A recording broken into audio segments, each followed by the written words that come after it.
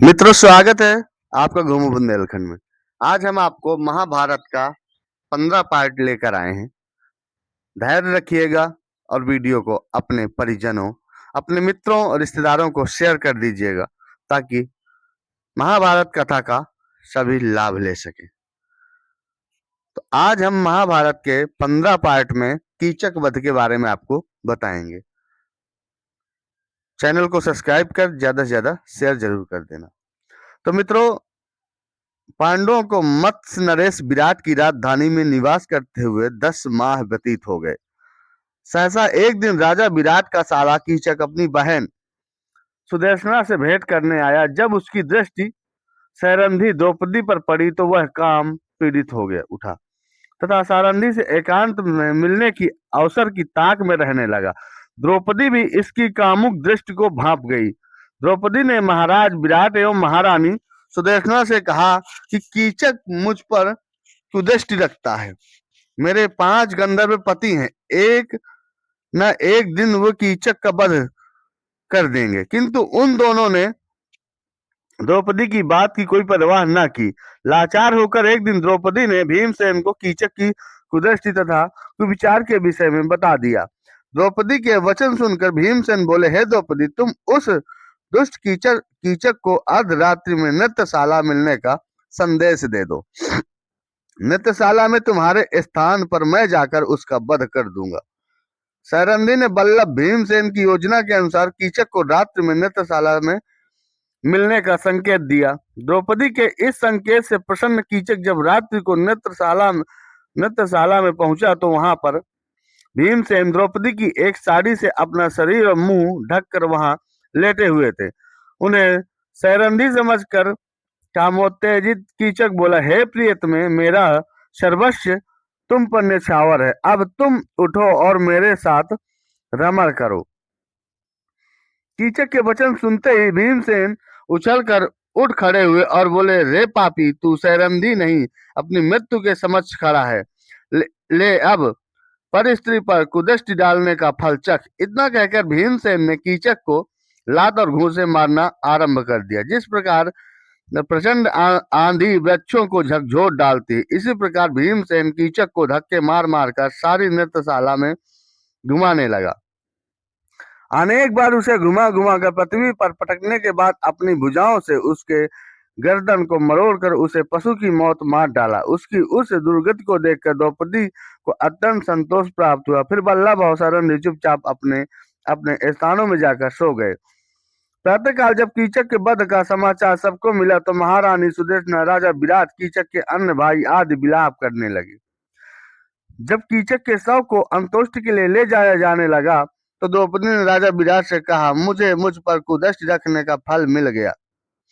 इसे मुझ पर कुदृष्टि रखने का फल मिल गया। अवश्य ही मेरे गंधर्व पतियों ने इसकी यह दुर्दशा की है। द्रौपदी के वचन सुनकर कीचक के भाइयों ने क्रोधित होकर कहा, हमारे अत्यंत बलवान भाई की मृत्यु इसी सैरंधी के कारण हुई, अतः इसे भी कीचक की चिता के साथ जला देना चाहिए। इतना कहकर उन्होंने द्रौपदी को जबरदस्ती कीचक की अर्थी के साथ बांधकर और शमशान की ओर ले जाने लगे।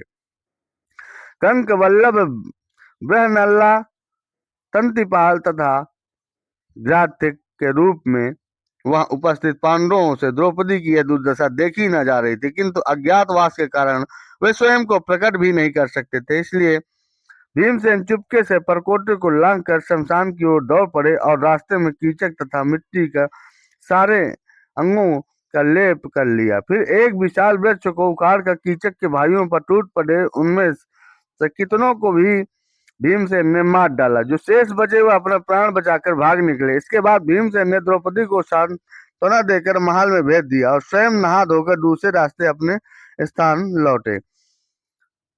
कीचक तथा उनके भाइयों का वध होते देखकर महाराज विराट सहित सभी लोग द्रौपदी से भयभीत रहने लगे। कीचक के वध की सूचना आंधी की तरह फैल गई। वास्तव में कीचक बड़ा पराक्रमी और उससे त्रिगत के राजा सुशर्मा तथा हस्तिनापुर के कौरव आदि डरते थे। महल में केवल राजकुमार उत्तर ही थे। प्रजा को रक्षा के लिए गुहार लगाते देख दौरान द्रौपदी से रहा नहीं गया। उन्होंने राजकुमार उत्तर के कौरवों से युद्ध करने के लिए न जाते हुए देखकर खूब फटकारा। सारंगी की फटकार सुनकर राजकुमार उत्तर ने सेखी बगाड़ते हुए कहा, मैं युद्ध में जाकर कौरवों को अवश्य हरा देता, किंतु असमर्थ हूं, क्योंकि मेरे पास कोई सारथी नहीं है। उसकी बात सुनकर सारंगी ने कहा, राजकुमार ब्रह्मनल्ला बहुत निपुण सारथी है, वह कुंती पुत्र अर्जुन का सारथी रह चुकी है। तुम अपने तुम उसे अपना सारथी बनाकर युद्ध के लिए ले जाओ। अनंत राजकुमार उस ब्रह्मनल्ला को सारथी बनाकर युद्ध के लिए निकला।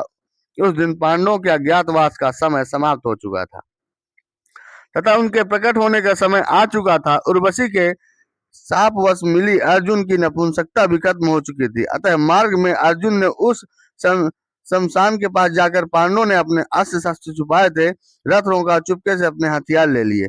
जब उनका रथ युद्ध भूमि में पहुंचा तो कौरवों की विशाल सेना भीष्म, द्रोण, कर्ण, अश्वत्थामा, दुर्योधन आदि पराक्रमी योद्धाओं को देखकर राजकुमार उत्तर अत्यंत घबरा गया और बोला, ब्रह्मनल्ला तुम रथ वापस ले लो, मैं इन योद्धाओं से मुकाबला नहीं कर सकता। ब्रह्मनल्ला ने कहा, हे राजकुमार, किसी की क्षत्रिय पुत्र के लिए युद्ध में पीठ दिखाने से तो अच्छा कि वह युद्ध में वीरगति प्राप्त कर ले।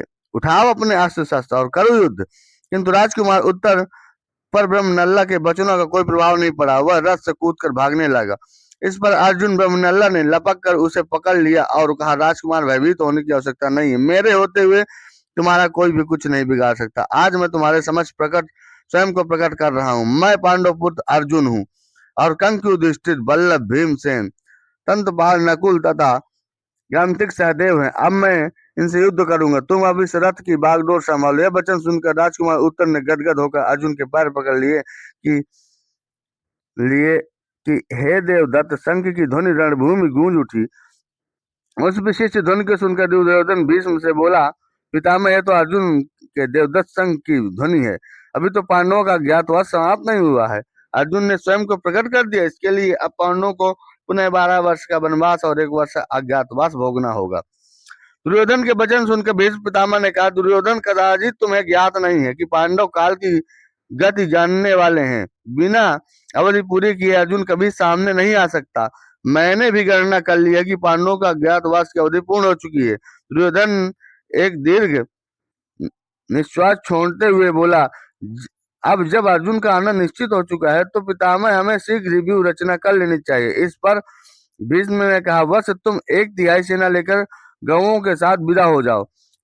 शेष सेना को साथ लेकर हम लोग यहाँ पर अर्जुन से युद्ध करेंगे। भीष्म पितामह के परामर्श के बाद के अनुसार दुर्योधन गौओं को लेकर 1/3 सेना के साथ हस्तिनापुर की ओर चल पड़ा। यह देखकर दुर्योधन की रणभूमि से लौट कर जा रहा था अर्जुन ने अपना रथ दुर्योधन के पीछे दौड़ा दिया और भागते हुए दुर्योधन को मार्ग में ही घेर कर अपने असंख्य बाणों से उसे व्याकुल कर दिया। अर्जुन के बाणों से दुर्योधन के सैनिकों के पैर उखड़ गए और वे पीठ दिखाकर भाग गए।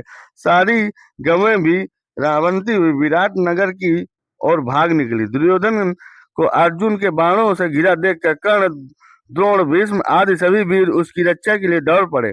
कर्ण को सामने देखकर अर्जुन को के क्रोध को पारावार न रहा। उन्होंने कर्ण पर इतने बाण बरसाए कि उसके रथ, घोड़े, सारथी सभी नष्ट हो गए और कर्ण भी मैदान छोड़कर भाग गया। कर्ण के चले जाने पर भीष्म और द्रोण एक साथ अर्जुन पर बाण छोड़ने लगे, किंतु अर्जुन अपने बाणों से बीच में ही उनके बाणों को टुकड़े टुकड़े कर देते। अंततः अर्जुन के बाणों से व्याकुल होकर सारे कौरव मैदान छोड़कर भाग गए। कौरवों के इस प्रकार भाग जाने पर अर्जुन भी विजय शंख बजाते हुए विराट नगर लौट आए। पांडवों, अब 16 पार्ट में हम आपको बताएंगे पांडवों का राज्य। तो मित्रों, हमारे साथ बने रहिएगा और वीडियो को ज़्यादा से ज़्यादा शेयर जरूर कर देना ताकि हम नए नए पार्ट आपको दिखाते रहें। जय चित्रकूट धाम, जय बुंदेलखंड।